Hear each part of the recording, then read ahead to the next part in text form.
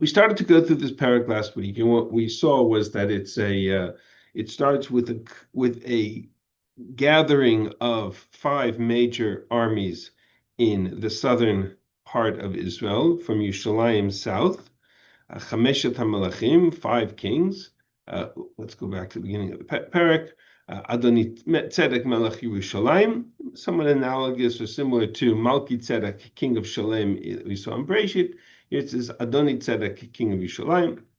And when he saw that Ai had been conquered and that Givon had made peace with Israel, he felt somewhat surrounded. And we talked a little bit about the geography of Yerushalayim and the cities to the south, feeling surrounded by Israel in the area of Gilgal, I having fallen to Israel, and then Givon having made peace with Israel. So you have this stretch of this arc of Israelite-controlled territory right through the center, the heart of the country, of Eretz Canaan, and the cities south of Yerushalayim, Hebron, Devir, Lachish, these cities are now essentially cut off from the north. That's not an accident. That was certainly strategic for Yehoshua. But by Yeruma'od, they are frightened. Ki'ir Gdola, Givon was a major center, major power. They made peace with Israel. So Adoni Tzedek Melech Yerushalayim sends word to Hoham Melech Hebron, Piram Melech Yarmut, Ephraim Melech Lachish, and Devir Melech Eglon. These 4 other cities, together with Yerushalayim, 5 cities, 5 kings. And he asks them to join them. They gather together. Chameshet Malcheha Emori, 5 Israelite Canaanite kings, Melech Yerushalayim, Melech Hebron, Melech Yarmut, Melech Lachish, Melech Eglon. Those are the 5 cities, Hem ben Machanem, and their armies, and they camped against Givon. Yehoshua hears about it. The people of Givon send word to Yehoshua saying, we are attacked by these 5 cities. Come and help us. So Yehoshua honors his treaty with the Givonim, and he comes to fight against the Canaanites. He takes the entire army, and literally through the night, he moves them. And then it launches a surprise attack against the armies of Yerushalayim and the cities in the south. God confounds them before the camp of Israel for many reasons. Right? That could be a reference to the hail that comes. That could be a reference to just the surprise of the surprise attack. And he smites them with a great victory, and he chases them. So now it's not only that he defeats them and protects Givon from the attack of Yerushalayim, but he turns the tide, and now he chases after these armies, Derech Maleh Beit Choron, which is Vayakem Ad Hazeh Kaviad Makedah. We talked a little bit about the geography in the of these places last week a little bit. If you open up the map again, kind of chases them. Here's Makedah. There are other maps I think I showed you, which is on the source page also. This map, which is a somewhat more detailed map, Yehoshua chases the armies of Yerushalayim and its allies all the way down Marad Bet Choron, which one runs through Emek Ayalon, and then Makedah and Azekah, and then continues southward towards the cities in a way that will kind of mop up, if you will, to use a term, the remaining soldiers and armies of these kings. And he chases them. As they are running from Israel, in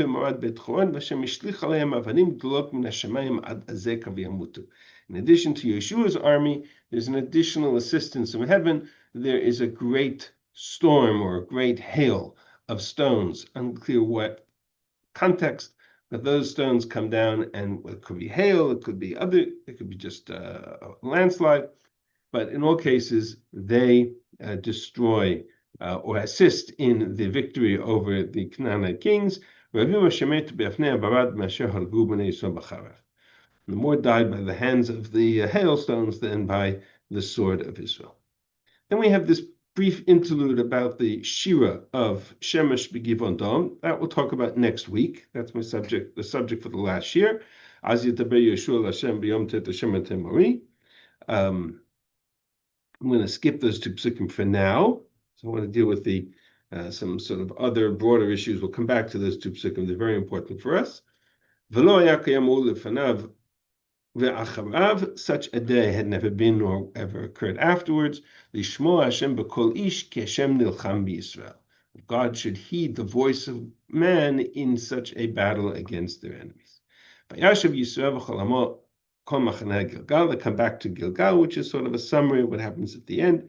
And then we said that this kind of summary then takes on the details of what transpired. I'm not going to rehash what I said last week. There's a lot of confusion in the chronology that we sorted all out in last week's shir. These 5 kings come and they hid in a cave in Makedah.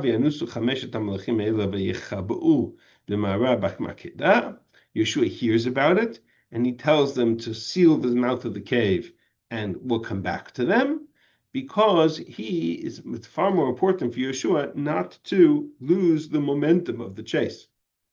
He's chasing after the armies of Canaan down through the cities. He wants to catch them before they have a chance to return to their walled cities inside each of these places. And so he instructs them, V'atem al ta'modu, don't stand by. Chase your enemies. Don't let them come back to the cities. Al titunum lavo al arehem. God has given them into your hands. And then when he smote them, all those 5 the cities and the other cities as well, we'll see in a minute, only the remnants were able to get back to their fortified cities. He returns to the 5 kings in Makedah. This is sort of like a temporary camp that he had set up. And in all of this campaign, is the enemy, the Canaanites, they could not raise a tongue against Israel. Which is sort of an idiomatic expression that they were just unable to launch a proper campaign or defeat. Then they open up the mouth of the cave and they deal with the 5 kings that we dealt with last week. I'm not going to repeat that. And then he begins, after he smites the 5 kings, he begins to go, or maybe even before, he begins to deal with the remaining cities that they had begun to chase. And I suggest that this is actually earlier in chronology, before he dealt with the 5 kings. It's now going back and telling us how he led the campaign against each one. But Makedah lekad Yehoshua b'yamahu lefi charav. He smote Makedah, there was none left. Vayavo Yehoshua b'chol Yisrael miMakedah Livna. From Makedah he moved to Livna, and from Livna he moved to Lachish, and from Lachish he moved to Eglon, and in Gezer, and from Eglon he moves southwards towards Hebron, and from Hebron to Devir. And that's more or less the sequence. If you look at the map, he goes, after he comes back and deals with, or maybe before he deals with the 5 kings in Makedah, he heads southwards and he attacks the armies as they're beginning to escape. Azekah, Livna, Lachish, Eglon, cuts all the way across the country to get to Hebron, then Devir, and then to Eretz. The summary statement has V'yakeh Yehoshua et kol ha'aretz Sahar v'negev v'ashvela v'ashedot v'kol malchehem v'lo ishir sarid b'chol. He takes all of the land, all the way down. V'yakem Yehoshua mikadesh b'nei v'yad Aza v'et kol Eretz Goshen v'ad Givon. Goes all the way down from all Eretz Goshen. Eretz Goshen is more or less not the Goshen of Mitzrayim.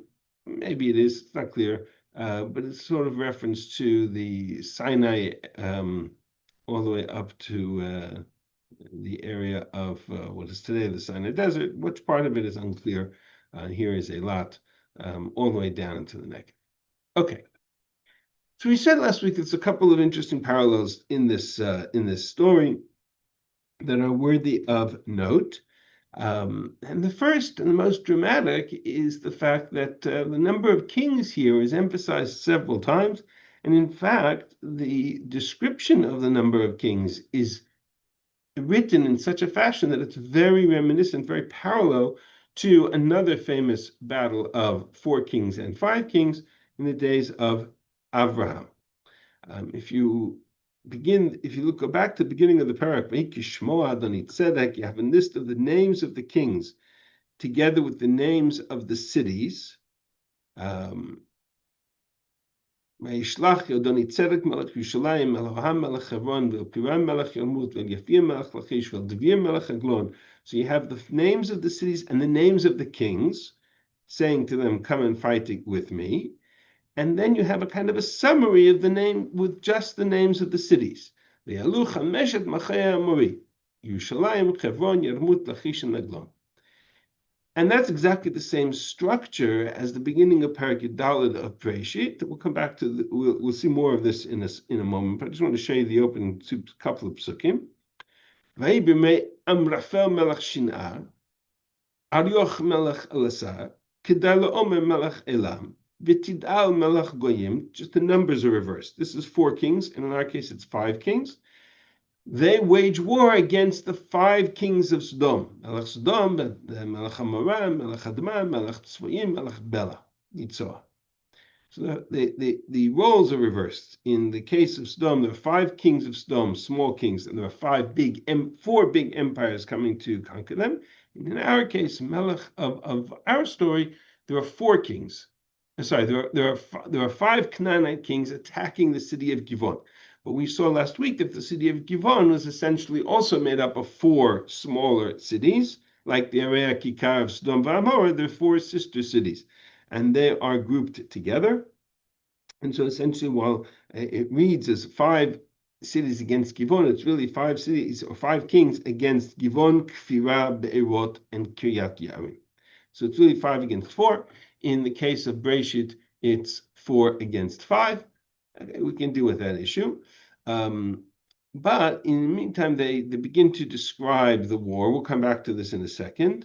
But as they get to the summary, at Kedal Omer Melech Elam, V'tidam Melech Goyim, V'amachafel Melech Shinav, V'yoch Melech Alasar, Arba Melechim et Chamisha, repeats the description of the kings and the names of the kings as a kind of a summary. These are the 4 main empires of 4 strong armies of the moment of the day. And similarly, you have in our parak this kind of repeat of the introductory statement of the names of the kings and the cities, and then a kind of a summary. 5 Machei Amori, these 5 kings, Shalayim, Hebron, Yarmut, Lachish, Eglon, or 4 kings in this case. Even the language is somewhat reminiscent, and I want to start with the source page, which you should have. I'm going to actually put it back in the chat for everybody. What happened? Where did we go? Need this just for everybody just came in. We're going to put the source page in the chat. The beginning of the story of the Yehoshua's campaign against the 4 kings of Canaan has this moment in which God comes to him, Yeshua, and says, Al tiramehem, don't be afraid of them. Ki biyadcha natatim, for I've given them into your hands. Le'amod ish mehem penecha, no, but none of them will stand against you. Which is very reminiscent of Moshe's campaign against the Canaanite kings of Og and of Sichon. Where Hashem says to Moshe, Al tira'oto, don't be afraid, ki biyadcha natati oto, because I've given him into your hands, together with all of their land. But for our purposes, the more relevant comparison is to the story of Abraham, where again, after the story of Abraham, after the campaign of the 4 kings, there again you have this reference. God says to Abraham, Al tiravra, don't be afraid. So you have this language of Al tirav, don't be afraid, which is kind of an assurance that this campaign is or was successful. And the fact that it's used in all of these cases, I think, is very powerful. This next chart we talked about last week, this is essentially the 5 against 4. In this case, Abraham's campaign, the five Canaanite kings empires against the four kings of Sodom. Sorry, yeah, the against the four the four empires again the sorry, other way around. B'meir Marfel melech Shinar, Yoch melech Chalasak, Dalom melech Elam, Tidal melech Goyim, Asum Chamat, Berach melech Sdom, Bisha melech Hamala, Shinar melech Adama, B'Shem Evan melech Tzvayim, melech Belei Tzohar, four kings against the five. And in our case, you have Yushalayim, Yamush, Yachish, Eglon against Chameshim. You have the five kings of Canaan against the four of Givon. So 4 against 5, 5 against 4. But essentially, you get to the same moment. What's interesting about the comparison between the war of the 4 kings and the 5 kings here and the war against of the 4 kings and the 5 kings here is that they serve a very similar purpose, although you have to kind of understand the role that this of Abraham's battle against the 4 kings and what role it played, and suddenly you can see the parallel to our parak and why it's so significant. There are certain parallels in language. In Breshit Yudalid, when it talks about how Abraham went to war against the empires of the 4 kings of Mesopotamia. It is not Canaanite kings; these are Mesopotamia kings. We'll see where they are on a map in a moment. Shinar, Lasa, Elam, and Goyim. These 4 empires. Abraham heard that they had taken his nephew Lot captive. He took his army and he went all night long in a campaign to approach them stealthily in the middle of the night by surprise, and chase them all the way back to Damascus. That's exactly the tactic that Yehoshua takes, and we talked about. Yehoshua took his army from Gilgal to Givon in a rising up the hills of Judah all the way to Givon in order to launch a surprise attack against the armies of Yerushalayim.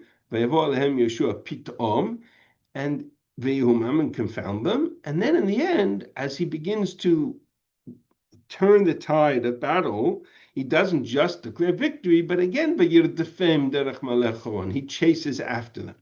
So this combination of approaching them all night long, surprise attack, followed by a chase that pushes the enemy out of the land, is exactly the same language you have in Breshit as you have by Yehoshua. On top of that, if you remember the story in Breshit, after the campaign was over, although it reverses the roles, where did the 4 kings of Sodom go? Or in the midst of the battle, when they were losing the battle, where did the 4 kings go? The Emek Hasidim Beirot Beirot, this area, Emek Hasidim, which is around Yamamelech, where the battle took place, was full of these tar caves or pits. And so the kings of Sodom and Amorah ran there and hid, in a similar kind of context to the kings of Yerushalayim, who when losing the battle,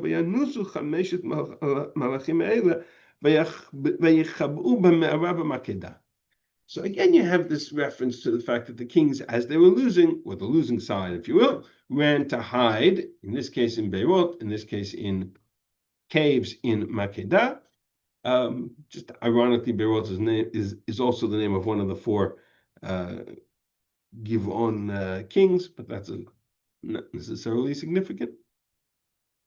And so just the language here is similar, and the context of the victory, of how the victory took place. But there's a much bigger comparison. These are what I call the little linguistic hints to the fact that there's a much bigger piece of the story. And to understand the bigger piece of the story, I want to take a look at this chapter, Breshit Perek Yudalid, and understand what's going on. Because there's a lot of, we see this story, if I go, take us back into the world of Abraham and Lot and Sodom and Amorah and Breshit, I kind of have to do a gear shift. What's going on in this story? We tend to look at it from the perspective of the end of the story. The conversation Abraham has with Melchizedek Melech Shalem, he brings out bread and wine, and he blesses him, and then there's the king of Sodom who has a conversation about and Abraham gets angry that he thinks he's just out for the money. And we see it all usually tend to focus on the victory of Abraham and the consequences it has in Sodom, Melchizedek, just in terms of saving his nephew Lot. What we don't always realize is the consequence of this campaign and why it took place in the first place. And what's it doing in the middle of Breshit? So to put us into this perspective, I want to read the beginning of the parak. ויהי בימי אמרפל מלך שנער, אריוך מלך אלעשר, כדאי לעומר מלך אlam, ותידל מלך goyim. The days of Amraphel, king of Shinar, king of Elasar, king of Elam, and king of Goyim. These four kings, Asum L'chama, they waged war with the kings of Sodom v'Amor, Ber melech Sodom, Bishai melech Amorah, Shinar melech Admah, Shemer melech Tzvim, melech Malei. And this campaign took place, this campaign took place in an area called Yam HaMelech, Dead Sea, or in the valley of Siddim. Now this is another one of those classic examples where you have a very brief description, klal, followed by the details that come afterwards. We talked about the same kind of structure last week. Because long before we get to the battle of the four kings against the kings of Sodom, in which it's like the most imbalanced campaign you can imagine. You have four major empires of the world against four little villages called Sodom v'Amorah. It's not even a campaign. It's part of their march through the land. But before that, we can kind of take a step back. Let's look at the whole picture. 12 shana avdu et kedai la'omer, u13 shana maradu. For 12 years, all the nations of Canaan served Kedai Omer. In other words, Kedai Omer was the regional empire. He was the major power. Kedai Omer is the king, as it says in the first parak, of Elam. I'll show you where Elam is in a moment. And they for 12 years he had conquered and had controlled, and he was we were vassal servants. The Canaanites were vassal servants of Kedai Omer and his forces. But in the 13th year they launched a rebellion. In the 14th year after this rebellion, or an initiative to push off, to declare independence from Kedai Omer. So Kedai Omer and his allies came to essentially put down this rebellion and conquer the territory. Ba Kedai Omer v'amalachim asher ito, Kedai Omer and his kings with him. Vayaku et harifa'im b'ashtorot Kenaim, they smote the Rifa'im in Ashtorot Kenaim, and the Zuzim in Ham, and the Emim in Shaveh Kiryatayim, and the Chori in Hararem in Seir, ad el Paran asher lemidbar. Now, before we even get to the story of Sodom v'Amorah, there's references here to names and kings and empires that we have no idea where did this come from.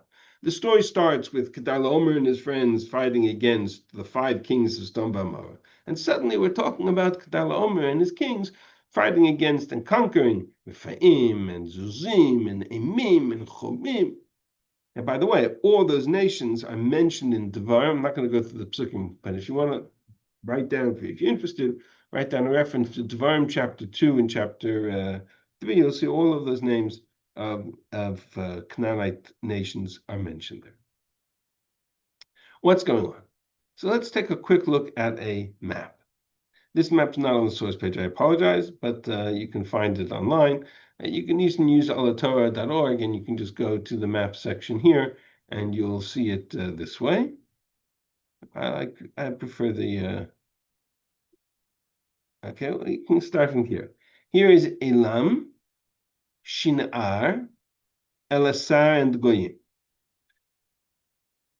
So this is the Fertile Crescent, And this is essentially the nations, the empires of Mesopotamia of old. Elim or Elam is what we would refer to later in biblical history as Madai, or in Parasu Madai, or in modern terms, what nation region occupies or sits in the area of Elam.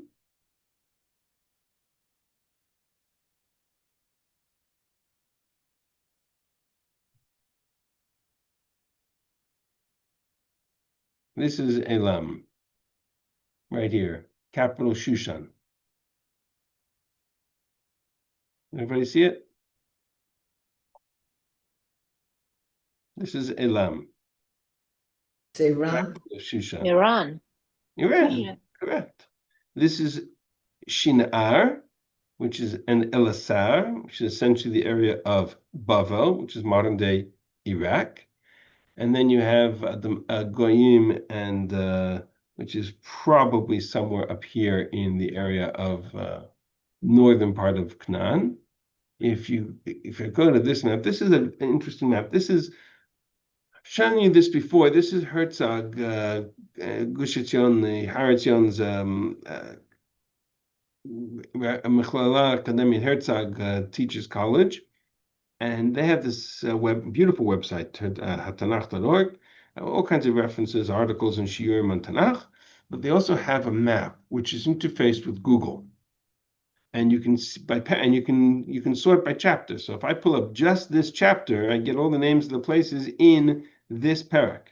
So here's Elam, here's Elasar, and here we'll get to the other places in a moment.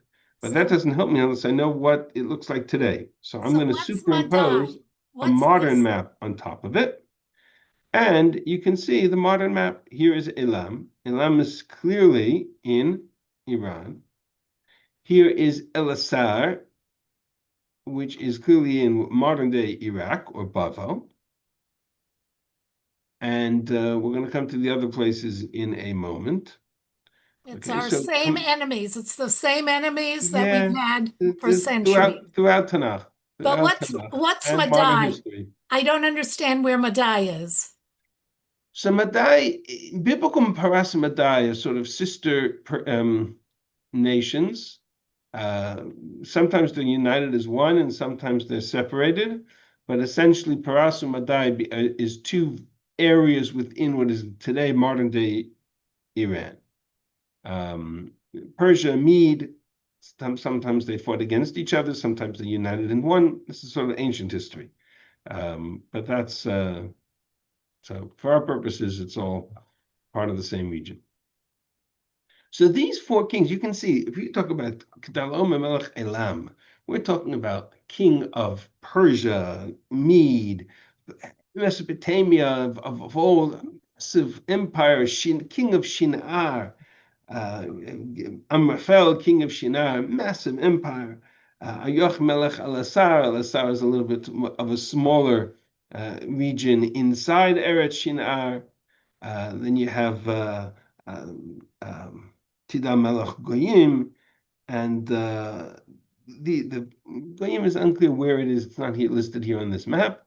But these armies, these are the empires of the ancient world. It's like later in history where you have this constant conflict between the powers of the northeast, Mesopotamia and Persia, and the powers of the southwest, which is Egypt. And Canaan always fall in the middle. And the 14th year of this power base of Kedar Omer, they begin to, or 13th year, there's a rebellion that emerges. And so Kedar Omer takes his forces with Melech Shinar, Melech Elasar, Melech Goyim, and they begin to march. And where do they march to? It's interesting, the Navi says that they begin to conquer. What are the names of the cities of the kings they conquer? Let's go back to here for a moment. Sorry for jumping from map to map. Just jumping forward. They begin to assume Milchama. Sorry, let's, on the 14th year, Kedar Omer takes his kings with him, And they wage war against Vayakuret Rifaim, Ba'ashdot Karnaim, Zuzim Baham, Emim in Shevekiyatayim, Mori in Har Seir. These are all the nations which in Devarim are listed on the east side of the Jordan. What later became known as the land of Moab, the land of Ammon, the land of Sichon. The Torah tells us of old that they were referred to as the areas of Ephraim and Zuzim and Ham and Emim. And that's all of these areas south on the east side of the Jordan, what is today, of the Jordan River, what is today the nation, the country of Transjordan. So they begin their march, Kedar and his forces. In ancient world, you traveled along the Euphrates River, and you came down from the south. You came down from the north towards the south. So instead of cutting across the desert, they would come down from the north, and they came down and they conquered Ashdod, Kanaim, and Ham, and Kiryatayim. Right? They came all the way down south. In this map, this is the areas that we're talking about. The Fa'im, Zuzim, Emim, Chorim, all of the nations of Canaan on the east side of the Jordan. So Kedar and his forces cut across the Euphrates. They travel along the Euphrates, and they head all the way up north to Damascus, and from there they head south to El Paran, and then they begin to head back up north from Kadesh Barnea until, now we're back to the text for a moment. Vayashuvu yavo el ein mishpat Kadesh, vayakutz deh Amaleki. There in En Kadesh they smite the Amalekites and the Amorites. Hayoshev b'chatzotzon Tamar. We're sitting in an area called Chatzotzon Tamar, also known as En Gedi. ויצא סדום ומלך עמורה ומלך אדמה ומלך צבעים ומלך בלה היצוע וילכו את המלחמה בעמק הסידים. At that point, the four kings of Sodom and Amorah enter into the conflict, and they wage war against the army in Emek Sidim, or Yam HaMelech. And that's where the relevance for Abraham becomes the story of Bereshit, because they obviously lose and Lot gets taken captive. But you can see the reference here. The armies of Kedar Omer head south all through the areas that conquer all the Canaanite nations on the Jordan. They head down to El Paran, near Elat. They head up to Kadesh Barnea, and then they head over to Chatzotzon Tamar, which is probably En Gedi. And Emek HaSidim is the southern peninsula of Yam HaMelech. The 5 cities of Harer Kikar, Sodom, Amorah, Matzvayim, Tzar, there's a machloket whether they're on the west side of the Jordan River, the east side of the Jordan River. I tend to side with the opinion that places them on the east side, namely on the side of Moab, but nonetheless, they're in that corner. And because the Kedar and his forces have come up now into the heart of Israel, now it becomes relevant for Sodom and Amorah. They don't want to be conquered either, and so they enter the fight. Kedar Laomer Melech Elam, Betidam Melech Goyim, all of these Amraphel Melech Shinar, Yoch Melech Alasar, these 5 empire kings against the 5 little villages, Sodom, Amorah, etc. And now we have the story of Emek HaSidim, Beirot Chamar, Yanusu Melech Sodom, Amorah, Vayiplushnam, and Nisharim Heranasu, the remnants they run, the 5 kings hide, Vayifkud Kol Chush Sodom Amorah, and the Kedar Laomer and his forces take everything, and including Lot and his family. And now it becomes the story of Avram. Now it comes back to the story of Avram. But Avram only enters into this picture because of the story of Lot. This is a world war. This is a campaign of the armies of Persia and Iran and Iraq, modern day Iran and Iraq, but Persia and Bavel, coming and conquering and controlling the territory, which up until this point was probably under the influence of, let's say, Egypt or some other empire. Maybe they were independent, unclear. And at that point, when Avram hears that his nephew is taken captive, Vayishma Avram ki nishba achiv, Vayarak et chanichav, he empties out his sword, meaning he He arms his trained men, meaning he puts together his army, Yelidei Beito, 318 men. Now, from a rational perspective, it's hard to imagine 318 men going to war against the armies of Kedar Omer and their forces. Chazal even say that it's really just one person, which is Eliezer, who is Gematria, is 318. It gets a little bit even more odd. I have a simple suggestion as to how it is that Abraham is able to wage a war against these massive armies. And I'll show it to you in a moment. But in the meantime, he and his servants went all night, and this is the pasuk I showed you earlier. Vayakem smote the armies of Kedar Laomer, vayirdefem ad chova shemiswal Damascus, and he chases them back as far north as Damascus. Meaning, Abraham's perspective is that these are foreign armies coming to conquer and control the land of Canaan. They don't belong in the land of Canaan. So he doesn't just defeat them, but he chases them from Chatzitzon Tamar. He's in Hebron. He comes and chases them from Chatzitzon Tamar, which is in Gedi, all the way north up to Chovah Shemismala Damascus. Essentially, he chases them back out of the land. He says, "You don't belong here. Go."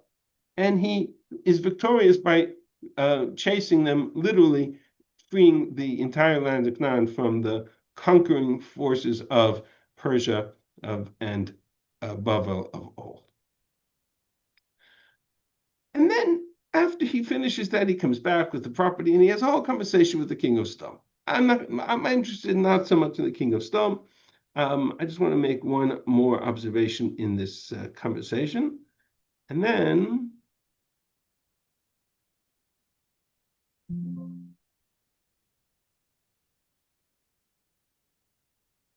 if we go back to the story when Avram is informed of the campaign, he's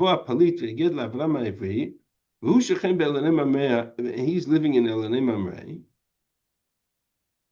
Achi Eshkol v'Achi Aner v'hem ba'alei Brit Avram.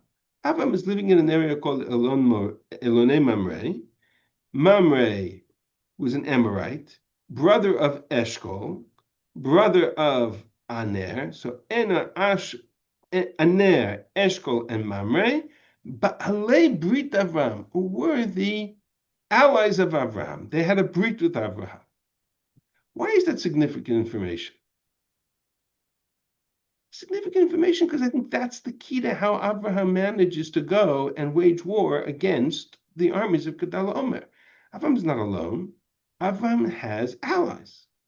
And he calls his allies together and he says to the Balei Brit Avram, I want you to come with me and fight against Kedar Omer. And they do willingly because they have a brit with Avraham. We don't know anything about this brit. We never heard of it before. But suddenly we realize that Abraham's brit with Ena, Eshkol, and Mamre enables him to command an entire army. And this army is referenced again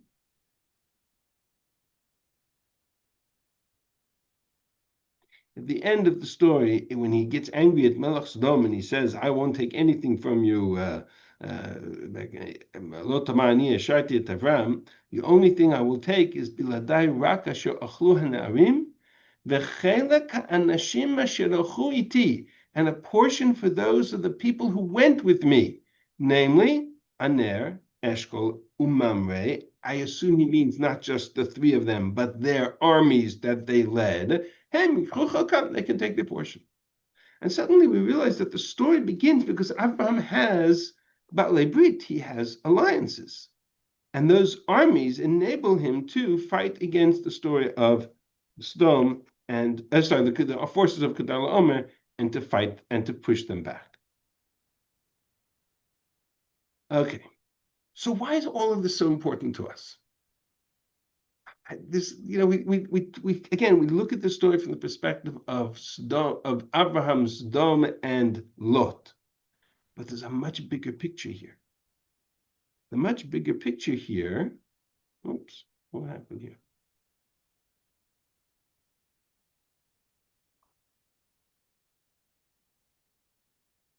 I don't know what this is. The much bigger picture here is this one.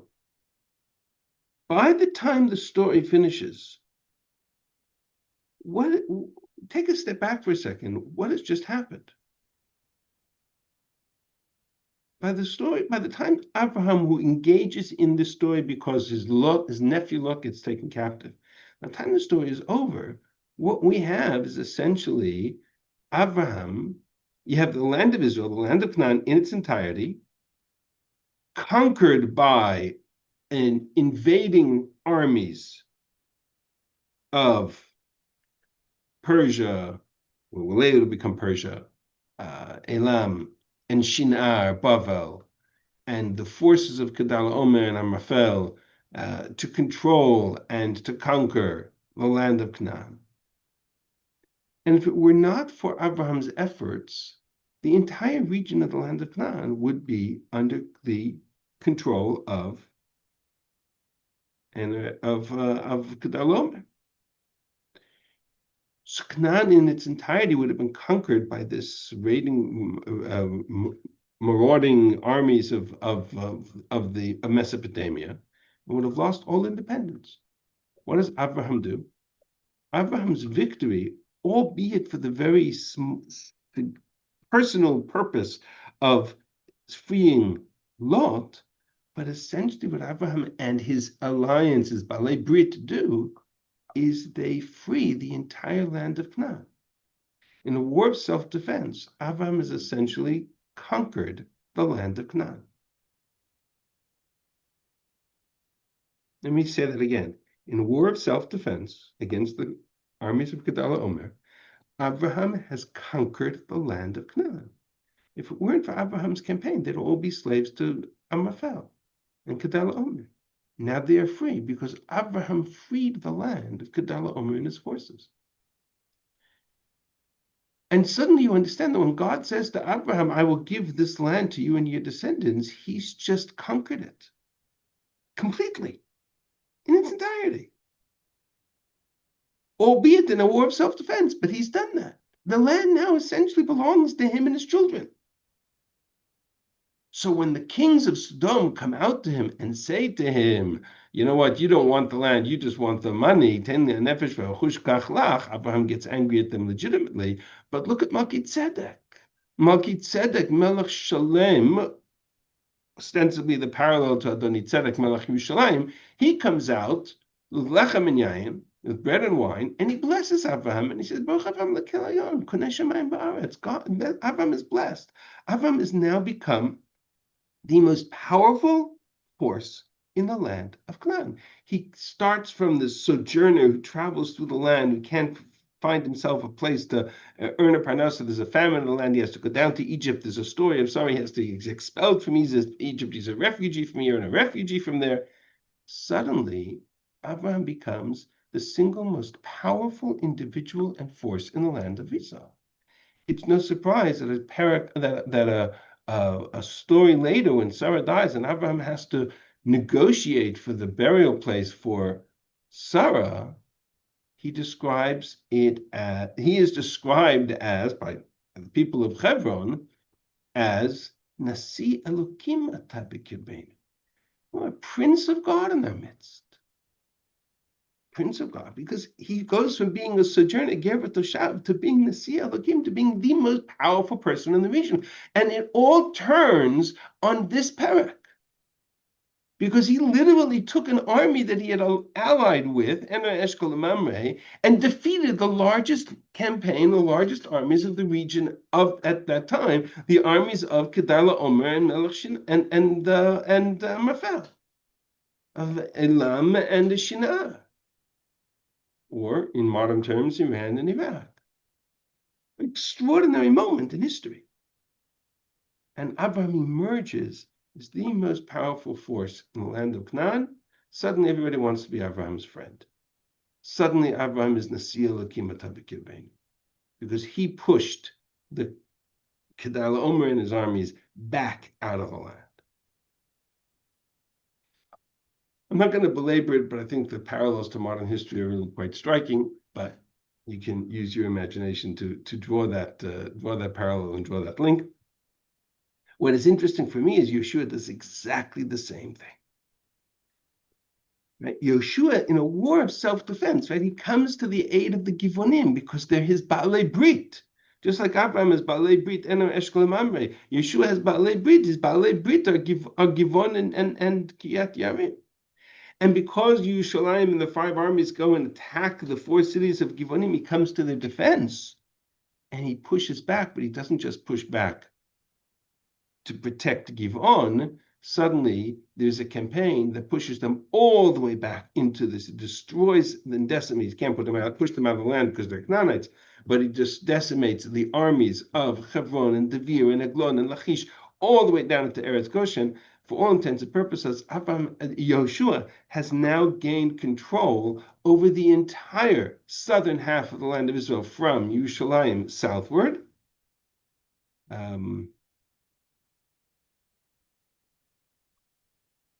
Let me just call up this map, which we've seen before. Right, everything from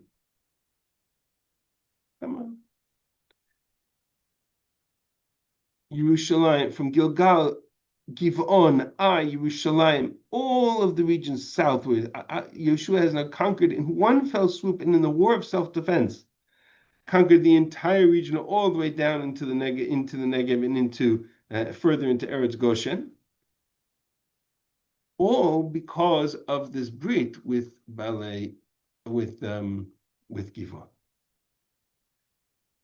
So it's a fascinating little campaign. We see it in the military sense, but really from a geopolitical sense, what it does is it literally overnight transforms the role of Yehoshua and the army of Israel and their control of the land of Israel, much like by Abraham in one campaign, which was for personal reasons and as a war of self-defense, manages to gain control over the entire land of Israel to the point where he is now the most powerful person in the land, because he has liberated it from the forces of Kedar Omer. In this case, Yehoshua has liberated it from the conquering forces of Yerushalayim, Hebron, Devir, Eglon, and Lachish. Okay, one more observation in this context. And that's a pasuk that appears at the end of Perek Yud Aleph, the next Perek, which we'll come to in a couple of weeks. But at the end of Perek Yud Aleph, we find the following reference. Yamim Rabbi Masay Yehoshua et kol ha-malachim eila mechama. For many years, Yehoshua waged war against these kings in Israel. Lo hayta ir asher ishlimet bnei Yisrael b'tiach yibi yoshvei Givon. None of the cities of Canaan made peace with Israel, except for the Givonim. Ki me'et Hashem hayta lechazek et libam, because God hardened their hearts to push the Canaanites likvat mechamat Yisrael to wage war against Israel, leman hachimam, so that Israel could take their land. In other words, this pasuk sets up the notion that at this turning point, the nations of Canaan had a choice. They could have seen Israel as the power and turned to Israel and said, okay, we want to make peace with you, like the Givonim did, in which case Israel would have had very little region, very little territory of their own, because the nations of Canaan would have made peace. So it says that God hardened their hearts, and instead of making peace with Israel, they waged war. The beginning of Perek Yud Aleph is Vayikishmo Yavin Melech Chatzor Vayishlach El Yovav Melech Madon Vel Melech Shimron Melech Achshaf Vel Melechim Asher Mitzvon Bahar Ubarava Negev Kinvot Ubashvila Ubenafot Dor Miyam. When the king of Yavin Chatzor heard what happened in the south, he took all the Canaanite kings of the north, Haknanim Mizrach Hayam, Amori, and the Chiti, and the Prizi, and the Yebusi, and in one campaign, they were going to wipe Israel off the map. Well, I don't need to tell you what happened in that campaign. You can already use your imagination. But that was their response to the victory of Israel. Oh, we're going to wipe Israel off the map. It didn't work exactly the way they had anticipated. And at the end of the parak, suddenly we're told that this is not an accident. It's sometimes God is hardening the hearts of enemies in order that we can emerge victorious. Lo and behold, it happened to Paro. It happened here. It's happened many times in history. And that's the story, the comparison to the story of the Kedar Omer and Yeshua's transformation, much like Abraham's transformation from a regional power to a global power. Much like Abraham, after his forces victorious against Kedar Omer. There's nobody's going to say no to Abraham anymore. Abraham literally is in control of the land. And that's exactly what happens to Yehoshua. Yehoshua is now in control of the land. Certainly the southern part of the land. And then we're going to see the next campaign, the next parak will take us into the north, and he'll be in control of the north. And by that point, essentially, the conquest of Israel is done. More complicated than that a little bit, but that's essentially the story. Okay, I'm going to stop here for questions. I have 5 minutes left. I want to show you something else. But for now, let's stop and ask and pause for questions. Questions, comments? No? So the Givonim, Yeah, there was a question there. Started.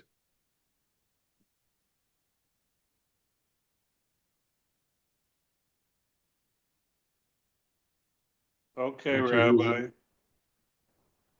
Not sure who was asking the question, but I think they ended up. I did, but Oh, the yeah. question is, the Givonim made a pretty good deal, Yeah. which they wouldn't have been, he wouldn't have protected them had they just responded to the letter that was sent out to all the nations. Correct. Correct. It's a letter which nobody responded to. Correct. And only the Givonim responded. The Givonim responded with a ruse to pretend that they weren't Canaanites. It's a separate issue. But Yeshua honored the brit with them, much like Abraham honored the brit with Enu, Eshkol, and Mamre. The brit with the alliance with the locals becomes very important in both of these stories, which is also an interesting parallel. Because that enables Abraham to have an army to go to fight with.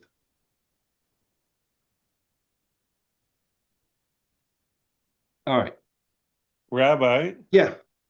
But the way you're setting it up, that Abraham was in control, so if he was really in control and could hang on to it, so was it a lack of faith that he didn't? You could have still had your people would have been captive for 400 years somewhere else, and that could have been interpreted as part of the people. Just Well, like first you of all, said, there were some. The prophecy over the exile has not yet happened. That's in chapter 15. All right, so then it didn't have to happen. So we could have, we could have sidestepped 400 or 500 years and been in control. It's one thing to handle and make alliances and rally people, and it's another thing to keep it. Napoleon went into Russia, but he couldn't keep it. Right. The answer to your question is actually very straightforward, because in the Torah it clearly from chapter 14, if we're looking at Bereshit, from chapter 14, in which he conquers the region, we go to, and Melchizedek makes a brit with him, and he's Kohen Elayon, and etc. Suddenly we go to chapter 15, and Abraham is very afraid, and God comes to him and he says, Al tira ani magen lach, I'll protect you, skachar b'ma'od, you have great reward. And Abraham says, well, I have no heir to my throne, I have no children. There's a whole conversation here, which eventually ends with the Brit Ben Abatamim, with the promise of, with the prophecy about exile. To your children I will give this land. In other words, 4 generations will come back here. You will be slaves in a foreign land for 400 years, and you'll come back here. And to your children who will come back, to your children I will give this land. In other words, what's evident here is that it's not yet time for Abraham to fulfill the significance of what has just accomplished. He's conquered the land, but it's too premature. He's not yet ready to settle it. He can't. He doesn't have the children. He doesn't have the family. He doesn't have the people. He doesn't have a nation. And the Canaanites are not his children. And that's essentially the message here. You're not going to have spiritual children in the Canaanites. You're going to have biological children as a nation, but that you're one person. You don't have a nation. So you may have conquered it with Baalei Brit, but at this point in time, you can't settle it. So we have to look into the future 400 years from now. That's essentially the message of chapter 15, which comes on the heels of chapter 14. You follow? So you're right. He's in a position to be very powerful, but he's not in the position to fulfill or to translate into a kind of material settling of the land for his people, because he doesn't have a people yet. And that's exactly the issue. That's why he's questioning. I have no children. What am I going to do with this place? You promised me a land, but I have no nation. So are the Canaanites my children? And God says to him, no, the one who comes from your loins, the one who comes out of you, your children, your biological children, they're the ones who will inherit the land. I have no biological children. So at that point, he has to show him that there's a process that will take place 400 years down in the future. But all of that on the heels of chapter 14, because he's now conquered the land. But he can't fulfill the settlement of that land. He can't do anything with it other than to buy a burial plot for Sarah, because his own status may have changed, but he doesn't have a nation yet. Whereas Yehoshua is exactly the fulfillment of that promise. Here's Yehoshua coming back with the nation of Israel, marching into the land that his great-great-great-great-great-grandfather Abraham had conquered from the Canaanites, from the Mesopotamians, and had liberated for himself and for his children. The Canaanites locally seem to have forgotten that point of history. That's okay; we can remind them, and resettle it. And that's exactly what happens. It bothers me that Yehoshua honored the Brit with Givon, because they outright lied. Like, why should he have honored that Brit? Right. So that we talked about last week. B'Shem Hashem. Yeah, that I think we talked about a couple of weeks ago, the notion of the Chilul Hashem that would have been created because they took an oath in God's name. And in the end, it turns out, and that's part of that message, that was also by divine decree. Yehoshua may not have realized it, but in the end, this war of the Givonim, when it says, where is it? What's to the advantage of Yehoshua?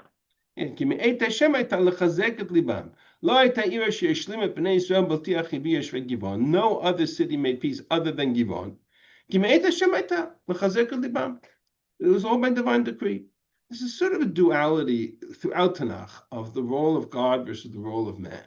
Man operates in the geopolitical arena and makes the calculations that he needs to make, and then God orchestrates what he needs to orchestrate. And the two don't always work in parallel, and sometimes they accomplish the same fact.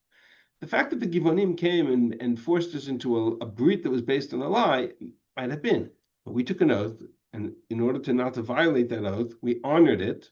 Turns out that it was that oath and the honoring of that oath that enables Yehoshua in chapter 10 to wage war against the united forces of Yerushalayim and all the cities of the south and gain control over the entire region. So that's exactly the point. Yehoshua is functioning on one level, and God is hardening the hearts on the other level, and at the end of the day, they all come together. Good answer. Good answer. But yeah, that's exactly what's happening. So how did he keep control of the land if he moved back to Gilgal or to the temporary? That's a very good question. A really excellent question. You have to stay with me till we get to chapter 13. Because that's exactly the question that is going to generate the foundation of our study of the rest of the Sefer. Because that's part of the issue, is that he conquers and then withdraws, because he's constantly running back to base camp in Gilgal, and he's trying to push the tribes of Israel to go and settle the region, and they're reluctant. So when we start to look at the division of the land by tribes and the mandate to each of the tribes to go and settle their territory and who does and who doesn't, we'll get to all of that. But that's the second half of the Sefer. So stay with us, we'll get there. All right? Thank you, Rabbi. Okay. My pleasure. Mizrat Hashem, the one last piece of the story that I wanted to get to is the story of, which is really the most famous part of the story, the sun standing still, Shemesh b'Givon Dom. We're going to explore that, Mizrat Hashem, next week. Thank you very much. Thank you. My pleasure. Thank you. Good day. Thank you. Be well.